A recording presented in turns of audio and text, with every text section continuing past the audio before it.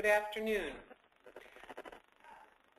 I'd like to welcome all of you to our NAGAP pre-conference presentation for those of you who have been accepted to be presenters or panelists or anyone conducting an education session for us at our Spring 2014 conference in San Diego. My name is Linda Horisk. I am the Assistant Dean for Admissions at the Graduate School of Education at Fordham University. I'm at the New York City campus in Manhattan, and I am on the Conference Planning Committee for NAGAP as well as the Education Committee. I am the President-elect of the JGAP Special Interest Group affiliated with NAGAP, as well as on the New York GAP Metro Committee. And I'd like to introduce you to my colleague, Marcus Hanscom from the University of New Haven, and let him tell you a little bit about himself. Hi everybody, I'm Marcus. I'm actually your online professional development chair for NAGAP and also president of our New England chapter. I work here at the University of New Haven in West Haven, Connecticut. I've been presenting for NAGAP and NEGAP and a variety of our vendors, including Carnegie and JetSpring and CUNet for the last 6 years or so. And hope that this presentation will hopefully give you some insights on some of the best practices for doing a successful presentation at the conference. So thanks for joining us. Okay, with that being said, just kind of wanted to give you a little bit of an overview of what we will be doing during the webinar. And you're probably wondering, for those of you who this is your first time participating, we did do this last year as well, was why do we have to have a webinar for presenters? And what we feel very strongly about is that we'll help better prepare presenters across the board. We can have a consistency of presentation techniques and things that when our participants, our conference attendees, go from session to session, they will see some common things. They know that the branding will be there. They will know that presenters are going to be very attentive to things like theme, purpose, data, and takeaways, which are the things that we hope that you learn. We want these to be clearly identified by presenters. So it will really help, help our participants for the thing that they are most interested in is what can I take away from the conference that I am going to be able to use when I get back to my office, get back to my own environment. The other reason is that we know a lot more about how the brain learns because of brain research. We know that learners will make more meaning out of their learning if they're able to make connections to their world. So that's why we feel it's really important, especially in the area of what is presented, how it's presented to our conference attendees, and then what are the takeaways for them to go back to their worlds and make change or make things better. We will be sending you all a template of the PowerPoint or the, if you're using PowerPoint or Prezi or any other presentation tool, but we will be sending you that template. And again, our goal is to help you in this process. So we will have some general information, some guidelines and suggestions. We're going to give you examples of what we mean when we say a takeaway or a homework. And then open it up for some questions. And as you can see printed on your screen in a little box that once the webinar now has begun, please feel free, if you're having questions along the way when we're speaking, please be sure to just type a question.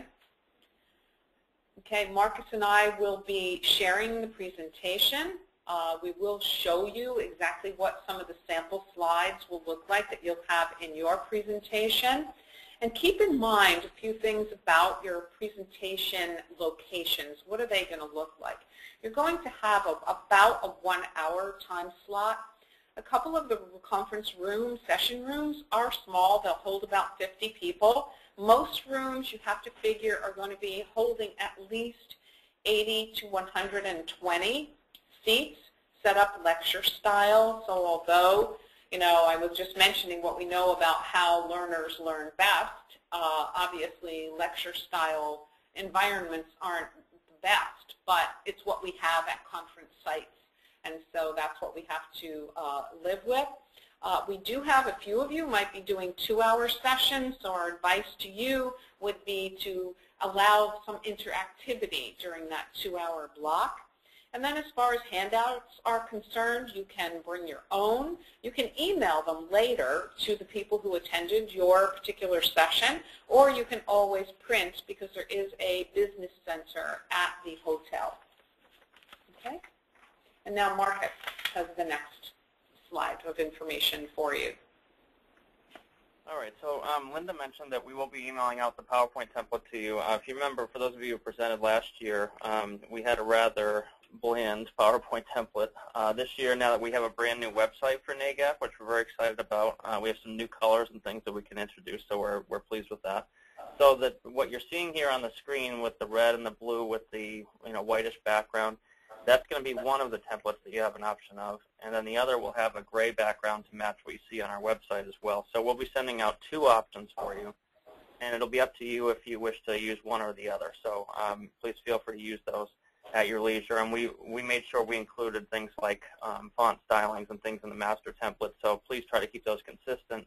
And we also encourage you, because you're obviously representing your institution, you'll see in the lower right-hand corner there's a space for you to include your logo of your institution there, so please consider putting that there so that you're representing your institution there as well. So first thing, by February 24th, which is a week from Monday, you can make any additional changes to your abstracts, any of your biographies for you as a speaker or any additional speakers you have, as well as your learning objectives in PRESYS. So you can log into the PRESYS system and make any of those changes up until the 24th of February. At that time, they're locked, and that's primarily because we have to print the conference programs well in advance and get that information out to our members. So be sure to make sure you have that information updated in there right away. That's very important. You have to submit your PowerPoint presentation then finally to us on April 22nd, about a week in advance of the conference. And we need that so we can preload your PowerPoint presentation onto the laptops in the room. Now I see that there is a question. Will you be able to make changes to your PowerPoint presentation after April 22nd? If you want it preloaded, then no. However, if you want to bring things on a flash drive, and Linda can correct me, but if you want to bring your updated presentation on a flash drive, you can load it onto the computer in the room. We prefer you not do that just because there's potential for error or if something doesn't work. At least if you get it to us on the 22nd, we can make sure if there's any problems, we can iron them out before the conference starts. But if you have to make changes, we can generally accommodate if you bring in a flash drive and load it onto the computer in there. Please be mindful, though, and you see we have noted on the screen, Wi-Fi is not available in the meeting rooms unless you requested internet.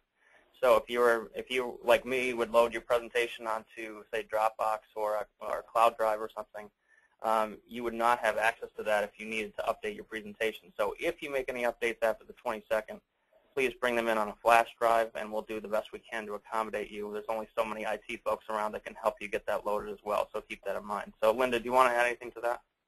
No, I think you've covered all of it. Okay, thanks. There was another question regarding the templates. They're asking if we're requiring that you use one of the 2 templates, and yes, that's kind of something new that we've started the last 2 years. We want to universally brand the conference, and that's not atypical of conferences to require that. So we gave you the options this year so that you at least get some flexibility, that you're not stuck in just one template. So please use one of those 2 templates that we provide to you. Of course, the one exception will be if you're using Prezi. You're likely not going to be using a static template on Prezi, so we understand that you might be doing something separately. And you can contact one of us if you want to try to accommodate some sort of template, maybe with the NAGAP logo onto Prezi, and we can help you with that. And feel free to brand, in addition to the NAGAP logos, feel free to use logos for your schools, universities, or your organization. Right. So I mentioned internet, and anybody who's requested internet, you know who you are, and you would have been notified during your acceptance process that you got your internet taken care of. If you have any questions on that, feel free to reach out to Linda, and she can help you with that. We will, as I mentioned, we'll have everything loaded onto the laptops prior to the conference. So when you walk into the room, everything's going to be loaded up for you unless you make changes. If you have any video files on your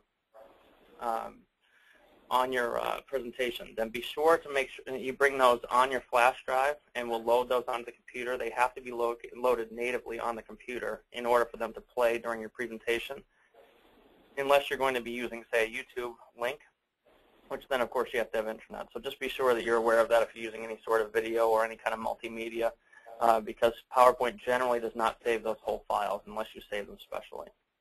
You also must register for the conference, so be sure to go through the registration process on our site at nagap.org. There's a primary link to the annual conference right in the main part of the page in the center.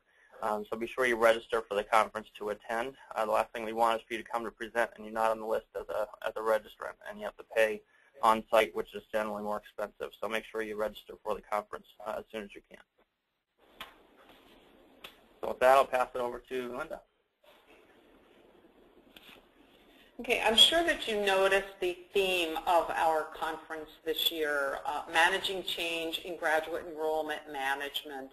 And so with this theme, we asked you when you were writing your abstracts and your proposals to keep change in mind and weave that into your presentations. And many people have already done that. So right now I would just like to talk with you just a little bit about two things. One, okay, I'm sure that you can hear the fire alarm being tested in the background here at Fordham University, so just ignore that. I don't have to leave you. But back to what I was telling you about, so the two elements are, one is about change, the other is you're seeing NAGAP using more and more now graduate enrollment management.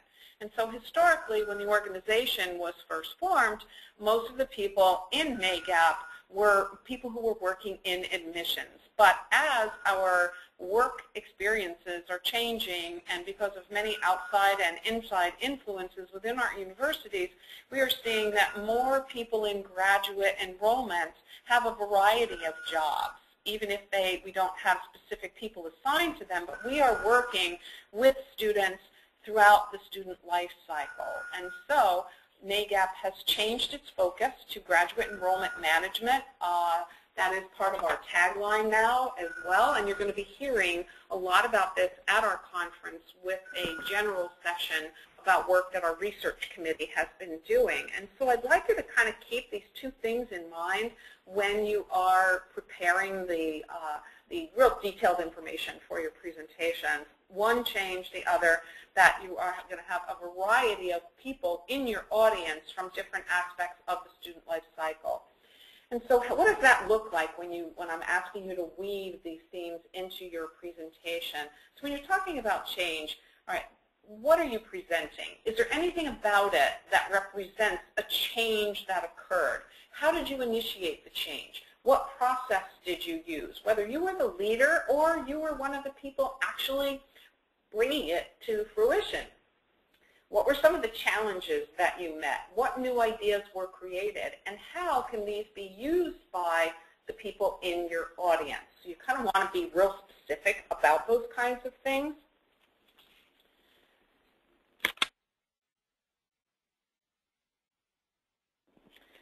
Excuse me.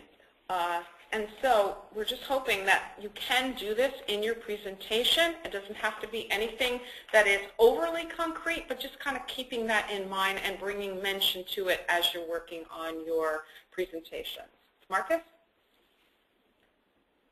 All right, so just a couple of things in terms of a successful presentation. Obviously, we all start with an introduction. Just generally, think about when you're speaking to your audience. I can think back to some of my earlier NAGAP conferences and seeing how things have progressed over the past few years, but I remember going to some sessions where it was merely just, this is what we do. And so it was a story of what X college was doing to grow enrollments, and that's how it worked for them. And as you all know, working in graduate, as much as we are alike, we are dramatically different in how we do things and what can be successful on our campuses. One thing that's great here could be terrible to the school down the street who's virtually the same. So make sure that you think about how you can make it applicable to your audience. So when you think of things like your introduction even, talk about what type of institution you're from. Talk about the type of structure that you have.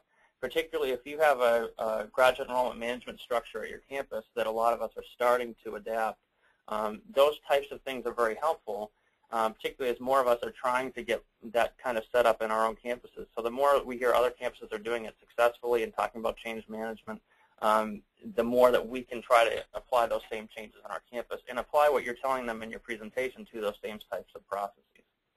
So give people an idea of what they're in for. You know, we had an agenda here. We tried to set up this very presentation in a way that was helpful to you and similar to how we'd like you to present at the conference. So tell people what they're in for, talk about an agenda. Make sure you're clear that your content is almost telling a story, that there's a logical progression to how you're getting to your information. So have a very clear introduction, introduce your problem or your challenge and how you address that, maybe some clear takeaways, and obviously the learning objectives that we talked about, and those have to be clear, and I know Linda will talk to you more in a few minutes about those. As much as you can, and I know the content depends on what you're talking about, but if you can give some sort of takeaways or assignments, maybe it's because I come from a family of teachers that I like to give assignments when I do a lot of my presentations at conferences, but I try to give things that are actionable that you can take away right then and there and go home the next day, and you can do something in your office and make something happen based on that assignment. So oftentimes I went to a lot of just overview presentations, and there's nothing that I could take back and actually implement the next day. So try as much as you can to, in terms of structuring your content, and particularly if you haven't built your presentation yet, try to structure your content so that it will lend itself well to giving types of assignments or takeaways to your audiences. Try to engage your audience as much as you can as well. Obviously there's Q&A, but maybe there's opportunities for people to, maybe you're talking about gem structure in one of your sessions, or we have a panel this year on using online vendors. So maybe you could ask the audience, how many people are using online vendors or using vendors for their online programs, and what kinds of vendor setups do you have? Those kinds of things where you can have some engagement, because people will then be more interested and more engaged in what you're talking about, and perhaps even lend some content that you may know have already thought of and really add some depth to your session. At the end of your session, you want to recap any key elements or takeaways. Usually I put a list of assignments in my case, so I might have 10 different assignments throughout the presentation. At the very end, I'll give a list and just kind of quick recap on what they were so that people know that there's something actionable to take away. And then you have opportunities for Q&A. Make sure if you have an hour of time, try to leave 10 to 15 minutes of time for Q&A. I know that's difficult, but as much as you can, try to do that. And of course, it depends on your content, how easily you can do that. And if you have any additional resources, like a bibliography, links to articles or things, anything like that, be sure to send them along. And what we try to do now with NAGAP, we're actually meeting with our education committee next week, and we're really trying to add a lot of depth to how our education can be delivered, not only at the conference, but in a variety of settings, and also give you things that are actionable throughout the year. So if there's something great that happened at a session at the conference, we'd love to then take it and maybe adapt a webinar to it, or maybe adapt a blog entry about it on our new website, or talk about it on social media and generate a discussion. So any opportunities we have to take what you've done and then also maybe use some of these articles that you may have used for reference or bibliography, things like that that we can then pass along to our members as resources, those are really valuable. And we want to make sure that everybody gets a lot of value out of coming to the conference and these various educational opportunities that we have. When you're introducing yourself, make sure that you're including things like, are you private or public? That's kind of an obvious one, but that's a very key distinction for a lot of why things will work or not in many institutions. Any enrollment statistics that you might want to present, depending on what your content is. For example, if you're talking about online programs at your institution, talk about how many students are enrolled in your online programs, or how many inquiries you might generate in a given year. I know some schools are sensitive about certain data, so certainly check with your institution if you might have any trouble with that. Think about your school type. Are you a Research 1? Are you a small private liberal arts institution? So there's a lot of different things you might want to think about. There are any products you're using. I know I talk a lot about ways we're using our CRM in presentations that I give, but a lot of people, the first question is, well, what CRM do you use? So make sure you talk to people right up front. This is the product that we use to make sure that we can deploy all these various activities. And then if you have providing sort of services in your office, talk about, are you just an admissions unit, or are you an admissions and retention unit? Are you admissions and financial aid, or are you a full-service graduate school and you do everything in your office? So make sure people are aware of that, because that certainly influences your message and the way they can apply your content. Linda? Okay, and as Marcus mentioned to you earlier, it's good for you to give this little biographical sketch, but making sure that you do not spend too much time on that piece of it because you do want to get into the meat of your presentation. And so next I'd like to talk with you a bit about learning objectives. And like Marcus, I have an education background, having been a teacher and a school administrator before my work here in admissions and enrollment management. So, you know, we both are very invested in process here. And so really important, especially for those of you who are presenting, and that is to shape your learning objectives so that they are written in a consistent manner. And you probably remember when you were in pre-sys, when you were doing your proposal, that there's a good explanation of learning objectives in there, as well as a chart of action verbs at different levels of Bloom's taxonomy, starting at the comprehension or understanding level, recall, all the way up to the higher level, higher order thinking of evaluation and synthesis. And so with that in mind, we're going to ask you when you go back into pre-sys to really take a look at the learning objectives that you already wrote and do some rewriting now, because you're going to have a better handle on what it is that you're going to be presenting, and you're going to be making changes perhaps to your abstract and stuff like that and your outlines. So it's a really important part of the process right now. As Marcus said before, learning objectives should be actionable. You would start each learning objective with an action verb. And so let's say that you have a learning objective, you know, of understand the key elements of a communication plan. Well, that's kind of a broad learning objective, something that sounds more like a takeaway, or something actionable would be create an email template that can be used for prospective students' initial contact with your university. Do you see the difference between that? Yes, one is important, understanding the key fundamentals of a communication plan. The other is something that is very clear and actionable. And when I will tell you that we have a program for the conference, and it's also available for our conference attendees in an app. And people really pore over these things, and sometimes the learning objectives can really enhance and give the would-be participants to your session a lot more information about exactly what they're going to be learning about. And the learning objectives can make it very clear, oh, wow, this is really good. I need to do this. This is going to be something that's going to be very helpful to me. Another thing is that our attendees and our members are very keen on data. And so if there's any way for you to include that in your presentation, it would be very, very helpful. And an example might be that you're talking about, let's use that communication plan as our example again. As a result of revamping our communication plan and our email to prospective students, we found that applications rose 22% in the last 2 years. And that way, people have a very good idea, wow, they used it, they're telling me what they did, and look, they had some results as well. So if you're able to include that, it would be very helpful. You're telling them about what you developed, how it worked, and some statistics about success, and also how did you use any of this data, this evaluation you did, how did you use it to inform what your next steps were going to be. It will definitely increase your credibility as a presenter, and it will really go a long way with our conference attendees as well. Okay? Next one. And just some do's and don'ts now for any presentation tool that you might be using. Keep in mind that the key word in the first bullet item there is balance. A balance between your slides as notes for you and slides as basic info. So even though Marcus and I are giving you information about how to put together a presentation, how to use your presentation tool, quite frankly, ours have far too many words on them.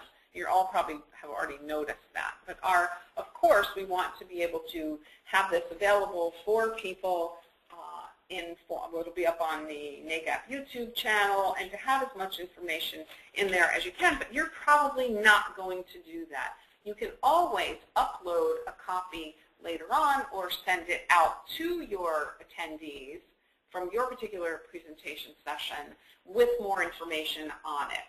So remember that you're the storyteller. The slides are not the storyteller. You all have experience in being speakers, and so this is the time to focus on what are some things that I know I do well and how can I incorporate it into a presentation so that your slides aren't your script or your teleprompter. Make sure that, now again, I spoke to you earlier about the size of the rooms. You figure a room that's going to hold about 100 people is going to be rectangular, and so you want to make sure the people in the back can see what you have up on the screen. So we're suggesting a 28-point font as a general rule would be very helpful, and people in the back would be able to see. I think that one of the key things from this do's and don'ts list that we created here is less is more as far as the presentation tool is concerned. And be very careful about any text or images that you use, that you grab from the internet. Make sure that you're not violating any copyright with any of the information that you're sharing. Give credit if you're using a quote from someone. Make sure that you cite the author. It's really important. And you might even include some of your resources later on in some kind of a bibliography that you can have as one of your last slides, or it might be something that you can send out to your attendees later on. Okay?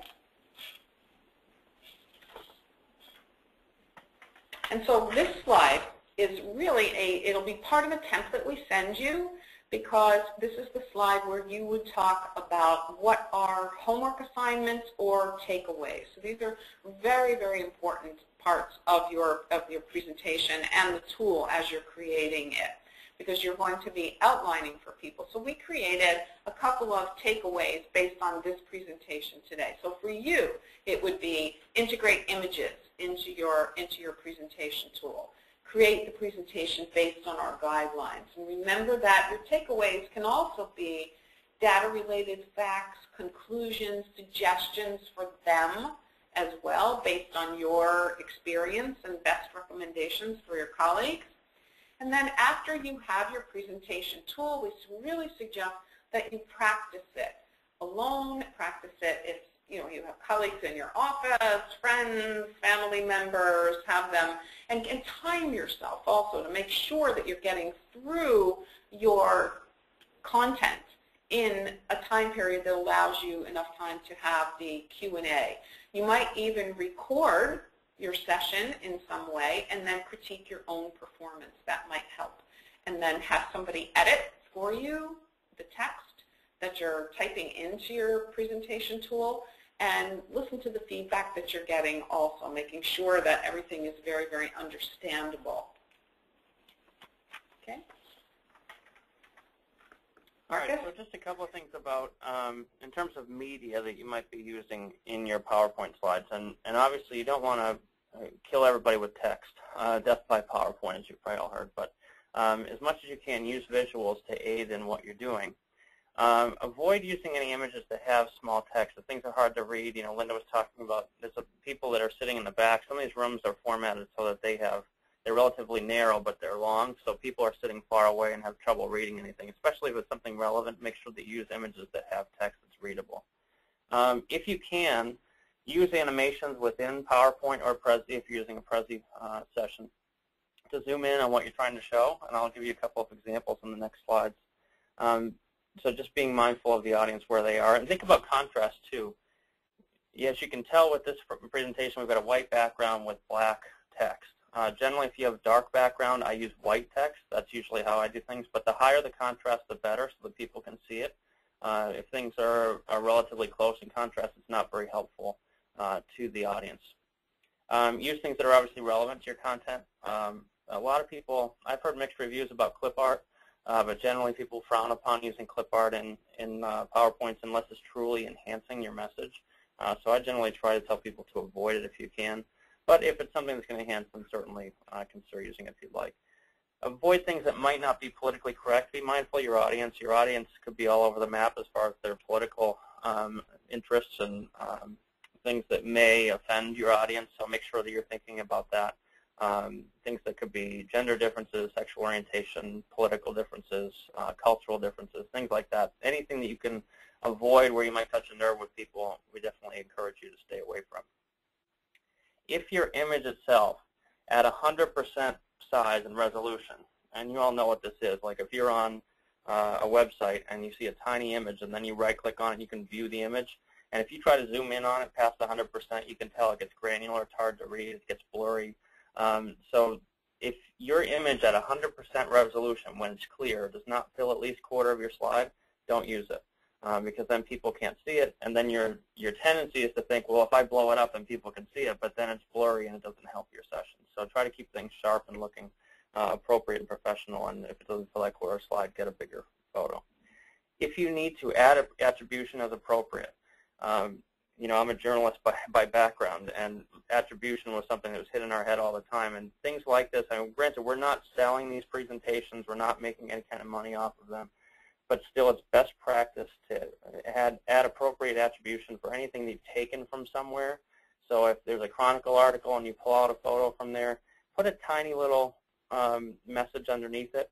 What I usually do, and this may or may not be best practice, but I usually will put a really tiny, it doesn't have to be necessarily legible or readable by your audience, but I'll put something in 10-point font underneath it that says, you know, courtesy of the Chronicle.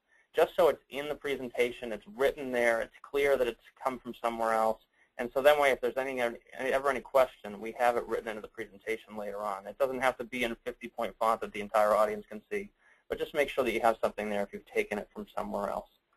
Generally, if it's in 3 sources or more, it's not something that we necessarily attribute unless we know the source. So here's a couple of examples. If we were talking, say, about the Fordham interest page, and you're talking about maybe a particular element of this, as you look at it now, it's got very small text on it. And if you're trying to show this to somebody in the back, they're not going to be able to read it and make sense of what you're talking about. So what I advocate that you do, if you can, and do it in a clear way. If you can't do it clearly, then I'd advocate not doing it at all. But you can add where you crop out a version of this photo and you zoom in on it. So as you see here, we're talking about school of interest on this particular form. So I just zoomed in and made it a larger photo in the middle of the slide. Similarly, I'll show you what we did with one of our interest forms here at the University of New Haven. There's a lot of text here on this particular slide, but there are things that I want to highlight. So, for example, there are things in the URL I want to talk about in terms of populating content. So I zoomed in on this part of the image, and I circled those elements that I want people to see. So the more that you can showcase those parts and zoom in on them, like this particular inquiry form, that's going to help your audience be able to see what you're doing, rather than just trying to show them something and have them make sense of it without being able to view it. Now, for the sake of time and for the sake of audio, because YouTube doesn't play well through GoToWebinar, what we'll do is I'll leave this obviously in the presentation, and you can look at it later on. We'll also post the link in an email out to all of you when we send the templates. So hopefully that's a good compromise for everyone. But this is a very good and quick video. It's only 3 minutes, but gives you some really good elements to think about in terms of your presentation. And this, if you're going to be using any kind of video and you have internet access in your rooms, this would be probably the most appropriate way to do it, where you're clicking on a YouTube link that takes you to YouTube, and then you can watch the video. Unfortunately, the webinar software is not very good at it, and I'd have to hold my phone up to my speaker. So I'm going to spare you all that, and just make sure you think about the video in your own presentations. Look for the content in this particular video, but also think about using any video in your own presentations. Many of you probably will not be using video, but if you do, just think about the various elements we've discussed about making sure if it's embedded, you bring the copy of the actual downloaded video with you, or you link to it as long as you have internet access. Make sure that you are using things that are relevant to your message. Sometimes we might have, you know, a lot of us might have a tendency to want to, in order of engaging our audience or wanting to have them to have an enjoyable experience during our session, we put something in that's merely comedic relief. And sometimes it might be just to eat up time. It might be slightly relevant to what you're doing. But in the end, think about it. If I watch this 2 or 3 or 5 minute video during my session, am I going to get really anything out of it as an audience member? Is this going to enhance what I'm already providing? So make sure you answer those questions before you put video or imagery into your session. Do things deliberately, not just because it's a good filler or because it looks pretty. try to do things that really add to the value of your session. And just some tips for you as a presenter.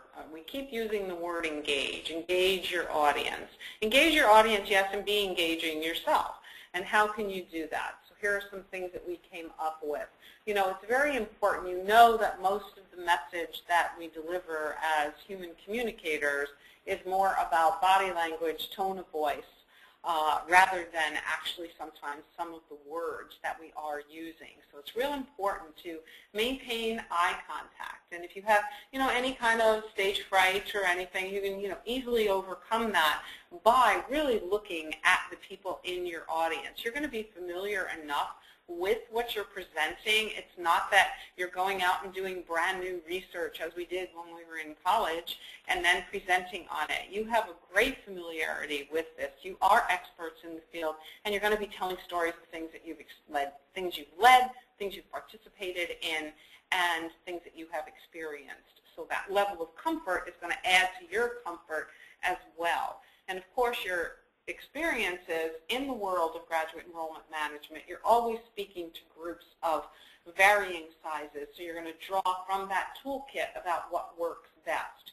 We've mentioned a couple times about avoiding too much talk about in the biographical sketch about, okay, here's where we were and here's where we are now. So keep the way we were to a shorter part of the presentation and focus more on, and here's what we did about it. This is the change that we made, and this is how it worked out for us.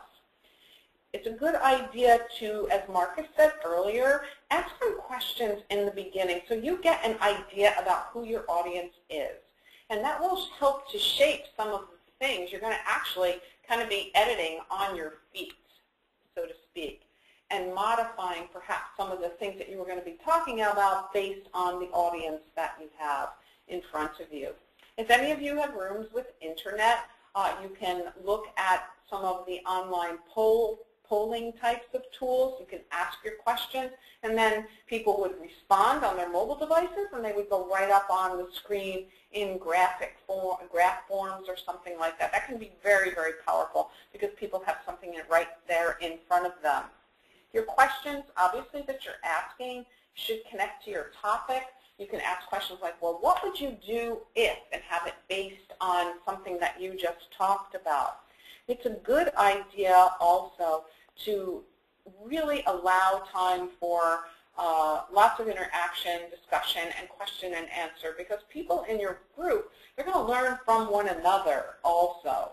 And so we're not asking you to do this to kind of steal your thunder of your presentation, but you will find that it will feel more like a conversation more than just a speaking at people on a particular topic. And you'll find that people will definitely come away with a deeper experience and be able to make more connections.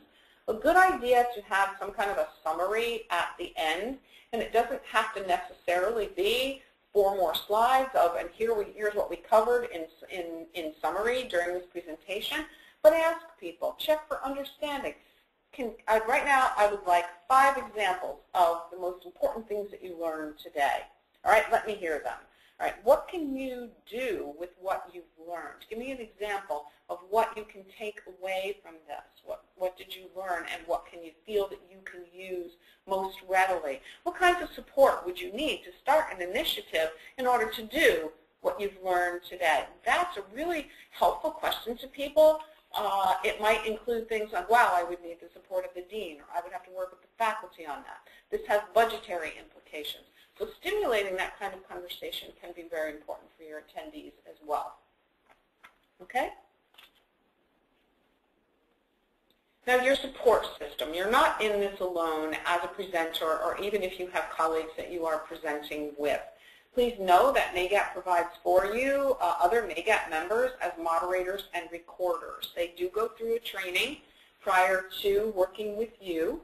A good idea for you to do would be to send them a copy of your presentation prior to the conference. And so you will get that information from us telling you this is who your recorder is, this is who the moderator is. What the recorder will do is take notes on your session and then write up a little summary, and those summaries appear in our Perspectives magazine later on. And this is a very good tool. In fact, another professional development tool we consider our Perspectives magazine, because it will not only give summaries for those of you who attended, but you can see what went on in sessions you were not able to attend, and it will also help people who weren't able to attend the conference at all. So it would be important for you to do that, and we will help you out with that by giving you the presenters, the moderator and the recorder's names and email addresses so you can reach out. Something that you should ask your recorder is to give them your name and email address, have them email you a copy of their synopsis, their summary of your presentation, so you can proofread it before it goes to Perspectives. Because you want to make sure that you're clarifying anything that went on during your session, anything that was said. We really want to make things as accurate as possible and to help you as a presenter as well. Okay? Now this kind of a slide, it will be in your template also that we send you. These are transition slides to kind of set the stage, give you a chance to kind of take a deep breath, or for you to transition from one presenter to another. Okay, next one, Marcus. And so Marcus and I developed some assignments or takeaways and put them obviously in the proper format of having them be actionable items that start with, as you can see, with action verbs that we took right from the list.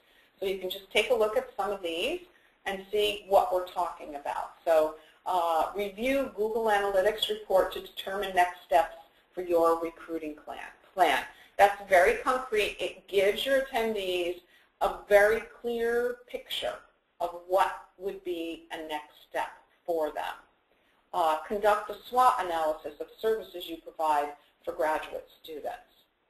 Develop a plan to effectively utilize financial aid as a recruitment and retention tool.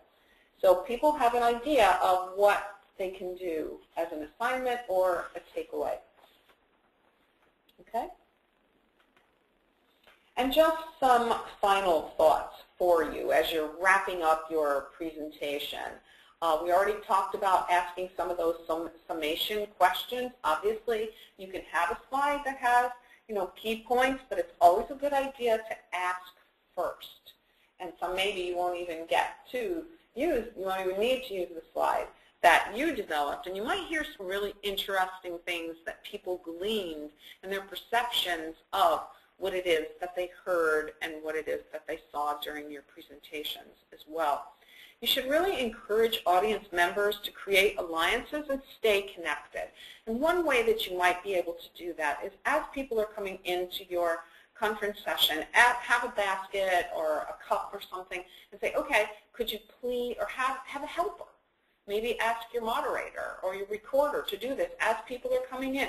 Collect business cards or have a sign-in sheet with email address so that you know who's there, so that then you can send out after the presentation, after you get home and you're back to work, send out a thank you email. You might want to send them a copy of your PowerPoint presentations, copy of a bibliography, and copy everybody on it so that they then all have each other's contact information so that this group can then stay connected. At a presentation that I did last year with a colleague, we actually got the list from NAGAP of the people who had registered for our conference, because as you know, during the registration process, you can actually pick some of the workshops and ed sessions that you want to go to. So we sent something out to people ahead of time. It was kind of a little tickler, a little in educator terms, a pre-lesson activity. Ask them to think about some things. You might have a very brief reading or something like that. Now, you're not going to know if all of these people are going to show up. You can ask, but you know that people do just, it is a very walk-in kind of a setup. People make decisions to go see something else. But then you can follow up with some things afterwards. You might want to wait a little bit and then send something out a few months later. Hey, you told us what you learned when you were in our education session.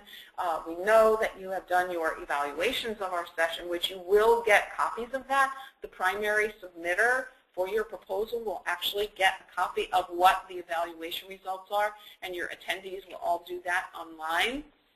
But it's just a good way to keep connected and ask them, now a few months have gone by, what have you done with what you learned? Can you share any of your stories with the rest of us?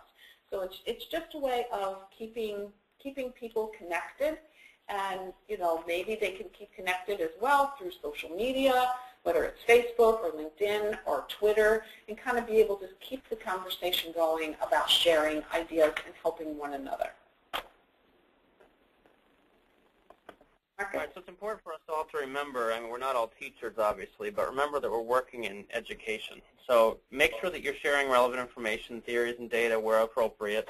Provide opportunities for people to engage, even process, and make some sort of meaning from the information. Engage your audience as much as possible. Have them ask questions, answer questions, poll the audience. Some people have used polls during their sessions where they're using like Poll Anywhere, for example, as an online tool. You need to have Wi-Fi in your room to use it, but that's an opportunity. But engage your audience as much as you can, and then give homework. This is takeaway type stuff. So think about it as a classroom where you're imparting knowledge that people can then take on and make actionable at home and make meaning for themselves. They're going to help them ultimately in their career, but also in their jobs when they get back home. And at the end of your session, be sure to make sure you're willing to keep the conversations going as much as you can. So provide your name and institution, any contact information, your website if appropriate, or even your photo. And to keep with that theme, we provide our information here for you. So if you have any questions at all, we're happy to have you reach out to us at any time regarding the conference or sessions or anything else. And if we can't answer them, we'll happily connect you with the right people who can. So at this point, we're right at the tail end of our session. What I'll do is I'll leave our contact information up there just so you can write it down if you have any questions. But if you have any questions now, we're happy to take them. You'll notice on the right-hand side there's a questions box, and you can enter your questions in there, and we'll happily answer those for you here. So I'm glad we kept within our time, which is good, so we won't have you any later than 3 o'clock. There is a question here regarding the slides. We're happy to provide these slides as well as the templates out to you. And you'll also see this recording of the entire webinar up on our NAGAP YouTube channel, and I'll try to get that uploaded by the end of today. So check back for that. It's youtube.com/NAGAP video. It's very easy to find, and you can also find it linked from our website at nagap.org. So we will provide these slides to you as a reference if you'd like. Are there any other questions right now? We also have some additional resources and links and some videos and things. So I guess for sake of sharing those, we'll show them on the screen here. This content, again, will be in the PowerPoint that we send to you finally along with the templates. So are there any other questions that we can answer for you now? Linda, is there anything you want to add? No, I think we've covered everything. I just want to thank everyone, and please know that you can reach out to us with any other questions that you have. And we really look forward to seeing you in San Diego. I've been with the conference committee, has already visited the hotel site a couple of times, and I think that you're going to be very, very pleased with it, and some good activities and some fun things and some good speakers, lots of great presentations, of course, including all the work that you're going to be doing. So it's just a very unique experience for us to all be together and learn from one another. That's the beauty of a professional development organization. So thank you, and I look forward to seeing you very, very soon. All right, great. And it looks like we've had all our questions answered. So again, thank you all for coming, and we look forward to seeing you in San Diego. Feel free to reach out to us both if you have any questions. So have a great afternoon. Thank you.